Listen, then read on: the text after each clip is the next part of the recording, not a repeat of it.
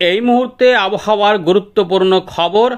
আন্দামান সাগরে ঘূর্ণাবর্ত তৈরি হওয়ার উপক্রম দেখা দিয়েছে এবং সেটি একটি নিম্নচাপের রূপ নিয়ে পরবর্তী ক্ষেত্রে শক্তিশালী সিস্টেমে পরিণত হতে পারে এমন আশঙ্কা করা হচ্ছে।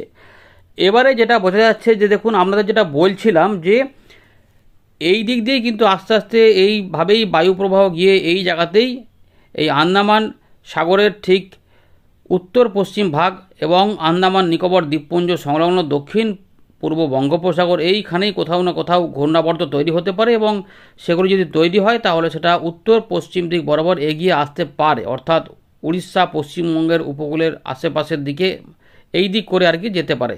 এইগুলো কিন্তু সম্ভাবনার মধ্যে রয়েছে। আমরা বলেছিলাম যে নিয়মিত নজর রাখছি, আভাস পেলেই আমাদের জানাবো।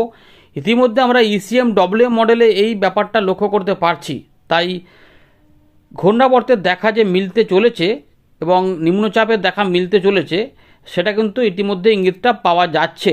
এবং যেটা আমাদের বলেছিলাম যে ওই 22, 23, 24 এই আশপাশ হতে পারে, তো সেই রকমই কিন্তু ইন্ডিকেশন দিচ্ছে। আমরা 21 তারিখের দিকে দেখতে পাচ্ছি এরকম হতে পারে। তার মানে আশা করছি এটা আরও যদি দুদিনেও বাড়াই তাহলে 22 বা 23 তারিখ আশেপাশে আশা করা যাচ্ছে ঘূর্ণাবর্তের সম্ভাবনা হতে পারে। কারণ এটা কিন্তু ইঙ্গিত পাওয়া যাচ্ছে। দেখুন এই যে বায়ুপ্রবাহগুলো এদিকে ঘুরে ঘুরে এরকমভাবে আছে, অর্থাৎ ঘূর্ণাবর্ত, নিম্নচাপ, গভীর নিম্নচাপ তৈরি হলে যে ব্যাপারগুলি লক্ষ্য করা যায় সেগুলোই কিন্তু লক্ষ্য করা যাচ্ছে। এইটা গেল ঘূর্ণিঝড় নিম্নচাপের খবর। এবারে বর্তমানে আবহাওয়া পরিস্থিতিতে কিছুটা বদল এসেছে, সেগুলো নিয়ে আলোচনা করব। আজ বৃষ্টিপাত কোথাও হবে কিনা এবং আগামী দুদিনে কেমন আবহাওয়া থাকবে, বৃষ্টিপাত ধীরে ধীরে কমার কথা আপনাদের বলছিলাম, সেগুলি নিয়ে আলোচনা করব। পরবর্তী ক্ষেত্রে কোনো ভারী বৃষ্টিপাত, ঝড় বৃষ্টি হবে কিনা সেগুলো আমরা দেখব। 20 তারিখের দিকে কিছুটা পরিবর্তন দেখা যাচ্ছে। চলুন আমরা ব্যাক করে যাই, বর্তমান আবহাওয়া পরিস্থিতিতে কোথায় কি হবে, তো বৃষ্টিপাত হবে কিনা সেগুলো দেখি। উত্তরবঙ্গে সতর্কতা রয়েছে, তা দক্ষিণবঙ্গে কিছুটা এখনও রয়েছে, সেগুলি আমরা আলোচনা করছি। একবার দেখে নিই উপগ্রহ চিত্রে আকাশের কি অবস্থা আমরা পাচ্ছি। আপনারা জানাবেন আপনার এলাকায় কেমন আকাশ দেখতে পাচ্ছেন। তো আমরা চলে এলাম উপগ্রহ চিত্রে। ইতিমধ্যে দেখতে পাচ্ছি যে এই দিক থেকে কিন্তু জোরালো মেঘ তৈরি হচ্ছে, যেটা নাগপুর থেকে শুরু করে বিশাখাপত্তনম, ভুবনেশ্বর এবং তারই কিছুটা প্রভাব।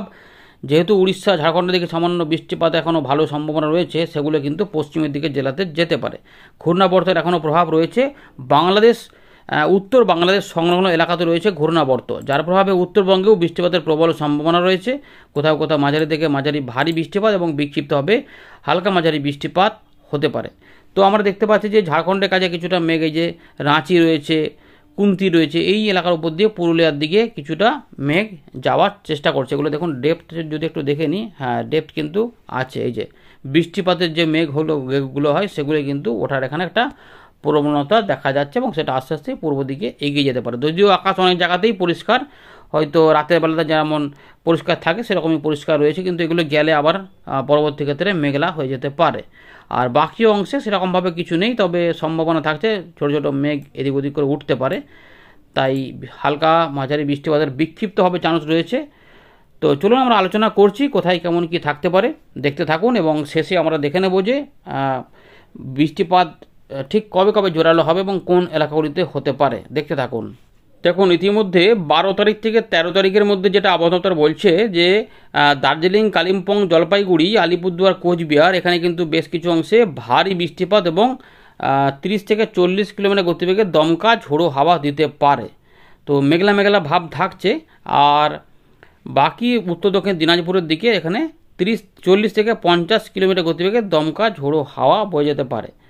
আর গাঙ্গেয় পশ্চিমবঙ্গের মুর্শিদাবাদ, বীরভূম, পশ্চিম পূর্ব বর্ধমান, নদিয়া এবং উত্তর দক্ষিণ 24 পরগনা, এছাড়া পূর্ব মেদিনীপুর এই দিকগুলোতে অরেঞ্জ অ্যালার্ট জারি করেছিল এবং পুরুলিয়ার দিকগুলো, বাঁকুড়ার দিকগুলোতে, এই বাকি অংশগুলিতে হলুদ সতর্কতা। কিন্তু আমরা যেটা দেখলাম যে আকাশ কিন্তু অনেকটাই 12 তারিখের দিকে পরিষ্কার পেলাম। পুরুলিয়ার দিক পেছন দিকে কিছুটা মেঘ উঠে এগোতে থাকছিল আর কি। তো সেটা এগোতে পারলেই এটা বৃষ্টিপাত হওয়ার চান্সগুলো থাকবে, তবে এইটা মিলবে না হলে কিন্তু এই আপডেটটা মোটেই মিলবে না। সুতরাং রাত থেকে সকালে বৃষ্টিপাতের একটা চান্স থেকে যাচ্ছে এবং তারপরে কি হবে সেটা আমরা দেখে নিচ্ছি এখানে কি পাওয়া যাচ্ছে।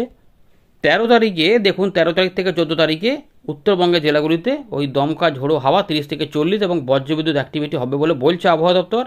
আর তার পাশাপাশি গাঙ্গেয় পশ্চিমবঙ্গের প্রত্যেকটি জেলাতেই একই রকম খবর দিয়েছে, অর্থাৎ কিছুটা বিক্ষিপ্ত টাইপের বৃষ্টিপাত হতে পারে, স্ক্যাটার্ড রেন হওয়ার সম্ভাবনাই বেশি রয়েছে। তাই সব জায়গাতে হওয়ার সম্ভাবনা নেই বলেই মনে হচ্ছে। এমনই ব্যাপার, যেহেতু 12 তারিখে কিছু হয়নি, তাই 13 তারিখের দিকে সামান্য একটুখানি চান্স থাকতেই পারে, এইরকমভাবে ব্যাপারটা থাকে আর কি। তো একদিন ছাড়া ছাড়া বৃষ্টিপাত আমরা লক্ষ্য করতে পারছি বিগত কয়েকদিন ধরে, যেদিনে হচ্ছে তো তারপরের দিনে সেভাবে আর কিছু হচ্ছে না, তারপরে আবার নেমে যাচ্ছে। তো সেইভাবেই যদি হয় তাহলে, কারণ যেহেতু ঘূর্ণাবর্ত রয়েছে এবং জলীয় বাষ্প টানছে, ফলে এগুলো সম্ভাবনা জারি থাকছেই। এবারে আমরা দেখে নেব কোথায় কোথায় বৃষ্টিপাত হতে পারে। রাত থেকে সকালে কিন্তু উত্তরবঙ্গে বৃষ্টিপাত থাকবে, যেটা বিহার, এখানে উত্তর দিনাজপুর, দক্ষিণ দিনাজপুর, মালদার আশপাশ এবং জলপাইগুড়ি, আলিপুরদুয়ার, কোচবিহারের দিকে দেখুন যাচ্ছে কিনা। তো মোটামুটি দেখা যাচ্ছে যে বৃষ্টিপাত কিন্তু 13 তারিখে উত্তরবঙ্গে কিছু অংশে থাকবে। হালকা মাঝারি ধরনের বৃষ্টিপাত দু এক জায়গা করে হতে পারে। এটা কিন্তু উত্তরবঙ্গে পাওয়া যাচ্ছে এবং 13 থেকে 14-র মধ্যে দেখি আর বৃষ্টিপাত বাড়বে কিনা। আপাতত কিন্তু মোটামুটি বৃষ্টিপাত রয়েছে, খুব বিরাট আকারে নেই, যদিও আপাতত 12 থেকে 13-র মধ্যে ভারী বৃষ্টিপাত বলেছিল। তার মানে যদি হয়, মানে এই টাকায় হয়তো যদি বলে আর কি, তো এরকমভাবে ব্যাপারটা। আর গাঙ্গীয় পশ্চিমবঙ্গে যদি ওই মেঘ উঠে এগোতে পারে, তবেই ওই বৃষ্টিপাতগুলো আমাদের গাঙ্গীয় পশ্চিমবঙ্গে যে সতর্কতা দেওয়া রয়েছে সেটা হতে পারে। অন্যথায় আংশিক মেঘলা এবং বিক্ষিপ্ত বৃষ্টিপাত, যেটা পশ্চিমের দিকে কিছু জেলা হয়ে পূর্ব দিকে এগোতে পারে, কিন্তু অনেকটা কম সম্ভাবনার মধ্যে রয়েছে বলে আমাদের মনে হচ্ছে। জলীয় বাষ্প রয়েছে কিছুটা, তাই বজ্রগর্ভ মেঘ সামান্য কিছুটা হতে পারে। এইভাবে দেখুন যে দুপুরের আশপাশে, যেটা যদিও দেখুন এই মধ্য ভারতগুলোতে, এই জায়গাগুলোতে বেশি হতে পারে। আমাদের গাঙ্গীয় পশ্চিমবঙ্গের দিকে এই সম্ভাবনাগুলো কমে যাচ্ছে, অর্থাৎ শুকনো আবহাওয়ার দিকে কিন্তু এবার ধীরে ধীরে যাচ্ছে। দেখুন বজ্রবিদ্যুৎ অ্যাক্টিভিটিগুলোও কিন্তু কমে যাচ্ছে, উত্তর পূর্ব ভারতেও কিন্তু কমে যাচ্ছে। 15 তারিখের দিকে আবার একটুখানি বৃষ্টিপাত হতে পারে, 15 তারিখের দিকে সম্ভাবনা একটা থাকছে। 16 তারিখ ওই হালকা হালকা করে সম্ভাবনা রয়েছে, তবে গুমোট গরমটা বাড়বে। উড়িষ্যার দিকে বৃষ্টিপাত থাকবে, সেটা যদি একটু এগোতে পারে তবেই সম্ভাবনা থাকবে না। আর উত্তরবঙ্গের দিকে 17-18 তারিখের আশপাশে কিছু কিছু অংশে আসামে সহ বৃষ্টিপাতের কিন্তু প্রবণতা থাকবে, কারণ জলীয় বাষ্প সরাসরি ওখানে প্রবেশ করবে। আমাদের গাঙ্গীয় পশ্চিমবঙ্গ পুরোপুরি শুকনো থাকবে, এটাই কিন্তু এখনও পর্যন্ত রয়েছে। আর এরই প্রভাবে গরমকে কাজে লাগিয়ে যখন 41 ডিগ্রি তাপমাত্রা পাওয়া যাচ্ছে, এখানে 20 তারিখের দিকে তাপমাত্রা অনেকটা বেড়ে যাচ্ছে। হ্যাঁ, এই 20 তারিখের দিকে বজ্রগর্ভ অ্যাক্টিভিটি হতে পারে, তার মানে 19 তারিখের সময় তো ভালোই গরম থাকবে। দেখুন, ভালো করে দেখুন, এখানে পরিষ্কার করে দেখে রাখুন। ধানবাদ, পুরুলিয়া 43-44 ডিগ্রি, দুর্গাপুর 44, বাঁকুড়া বা 44 ডিগ্রি দেখাচ্ছে, তার মানে 1 ডিগ্রি যদি কমায় তাও কিন্তু 43+। বাড়িপদে 44, তার মানে আবার ওই পশ্চিম মেদিনীপুর, ঝাড়গ্রাম এগুলো প্রচণ্ড গরমের মধ্যে ঢুকে পড়বে। কিন্তু তুলনামূলক একটু কম থাকবে এই কলকাতার আশপাশের জেলাগুলিতে এবং বাংলাদেশের দিকে, যেহেতু জলীয় বাষ্প সরাসরি উত্তরবঙ্গে প্রবেশ হবে, ঘূর্ণাবর্ত থাকবে এবং আলিপুরদুয়ার, কোচবিহার, জলপাইগুড়ি, আসাম এবং বাংলাদেশের উত্তরবঙ্গে রংপুরের ঠিক মাথার দিকে কিছু এলাকাতে বৃষ্টিপাত জারি থাকবে। মাঝারি থেকে মাঝারি ভারী বৃষ্টিপাত হবে বলছে। দেখতেই পাচ্ছেন যে 19 তারিখের আশপাশ থেকে কিছুটা ভারী বৃষ্টিপাতও উত্তরবঙ্গে পাওয়া যেতে পারে। আর কিছু কিছু ক্ষেত্রে হয়তো রংপুর, ময়মনসিংহ, সিলেট, সামান্য কিছুটা ঢাকা, এগুলোতে মাঝে মাঝে বৃষ্টিপাত টুকটাক নেমে পড়তে পারে। সেগুলো ওই 19 তারিখ 20 তারিখের দিকে। ত্রিপুরার দিকেও কিছু কিছু অংশে বৃষ্টিপাতের সম্ভাবনা থাকবে এই সময়কালে, কিন্তু তার আগে পর্যন্ত সম্ভাবনা খুব একটা বেশি নেই। ত্রিপুরার দিকে এরকমই ব্যাপার, দুপুরবেলার দিকে মোটামুটি গরমটা থাকবে এবারে, যেটা বোঝা যাচ্ছে। তো ত্রিপুরা হলো, বাংলাদেশ হলো, চট্টগ্রাম, বরিশাল, খুলনা হলো, এবং আমরা যেটা দেখে নেব যে এবারে বৃষ্টিপাতগুলো তো হলো, মোটামুটি খুব বেশি বৃষ্টিপাত আর আশা করে লাভ নেই। এখন আপাতত হয়তো 1-2 দিন কোথাও কোথাও জোরালো বৃষ্টিপাত নেমে যেতে পারে, কিন্তু সেগুলি হঠাৎ করে যদি হয়, না হলে কিন্তু নেই।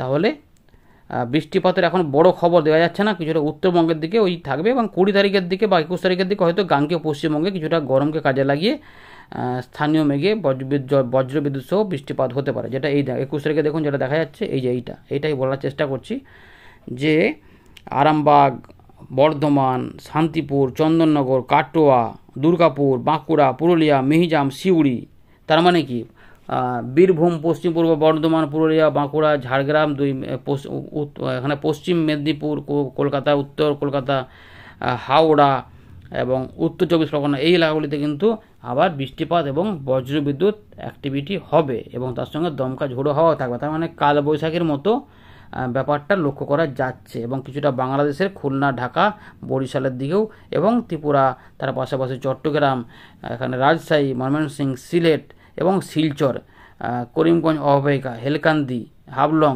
লুমডিংয়ের দিকেও কিছু কিছু অংশে মেঘাচ্ছন্ন হতে পারে। এই আপাতত কিন্তু রয়েছে।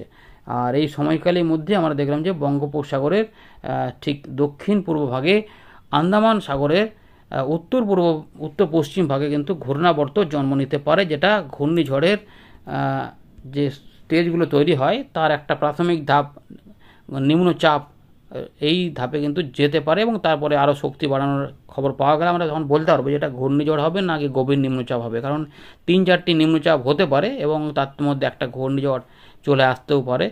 তো এই সেশনটা কিন্তু রয়েছে, তো প্রাক বর্ষার আগে এগুলো হয়, তো সেটাই কিন্তু এবারে অনুকূল পরিবেশের মধ্যে রয়েছে। আমরা আপনাদের জানিয়ে রাখলাম, এগুলো একদম এখনই নিশ্চয়তা বলছি না। যদি এটা ঘূর্ণিঝড়ের রূপ নেয় তাহলে নাম হয়ে যাবে ঘূর্ণিঝড় রিমাল, যেটা আমাদের বহুকাল আগেই বহুদিন আগেই বলে দিয়েছি, সেটাই এবারে কিন্তু সম্ভাবনা জারি থাকছে। তো চলুন পরবর্তী আপডেটটা দেখা হচ্ছে। আপডেটটি ভালো লাগলে লাইক করে দেবেন, শেয়ার করে দেবেন, নতুন চ্যানেলটির সঙ্গে থাকার জন্য সাবস্ক্রাইব করে রাখুন। ধন্যবাদ।